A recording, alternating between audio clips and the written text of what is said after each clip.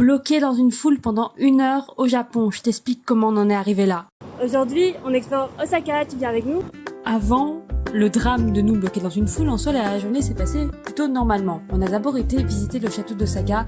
Alors franchement, ça casse pas trois pattes en canard. Je dis tout le temps cette expression, mais pour le coup, c'est une exposition à l'intérieur. On peut juste monter, voir la vue d'en haut, mais il y a beaucoup de monde et c'est pas ce qu'on a préféré. Ça, c'est moi, avec mes cheveux trempés de transpiration et pas d'eau. Voilà, j'étais choquée. Ensuite, on a été à Round One. C'est une salle d'arcade gigantesque sur 11 étages. Il y a de tout. De quoi prendre des peluches avec les pinces, de quoi jouer à des jeux vidéo.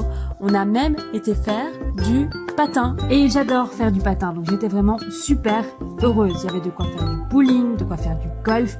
C'était une vraie dinguerie. Ensuite, on est parti pour l'Expo universelle. Et c'est là que les choses se gâtent. Parce que on a l'impression qu'ils ont pas du tout fait attention au nombre de personnes qui allaient être présentes. C'est-à-dire qu'on a déjà fait 1 heure de file pour rentrer alors qu'on avait nos billets. Mais bon, on a quand même pu faire des pavillons, c'était hyper chouette jusqu'au moment de sortir. Il y a eu de la foule partout, genre 150 000 personnes qui essaient de sortir en même temps dans le parc et les métros se sont bloqués. Du coup, on s'est retrouvés coincés pendant 1 heure dans une foule et ils ne nous laissaient pas partir. Voilà, pour éviter les mouvements de foule, hein. Ils avaient une raison de faire ça. Mais ça faisait bien peur. Mais bon, là c'est bon, on est safe à l'intérieur. Juste du coup, on a attendu 1 heure parmi la foule, fallait vraiment pas être agoraphobe. Genre il y avait des gens qui faisaient des malaises et tout, c'était un peu... Les pompiers étaient partout, la police était partout, et finalement on a réussi à trouver un moyen de sortir de la foule pour partir à pied, parce qu'en fait on était sur une île, donc il n'y avait pas d'autres transports. Voilà, il fallait partir à pied.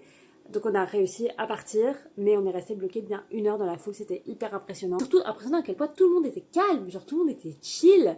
Moi j'avais envie de hurler, mais tout le monde était là, oh on va attendre. Il y a même une fille devant, cette queen, qui a sorti sa chaise de camping comme ça pour s'asseoir, au milieu d'une foule de 150 000 personnes, comme si tout était normal. Voilà, mais on essaye, juste on est revenu à la maison très tard.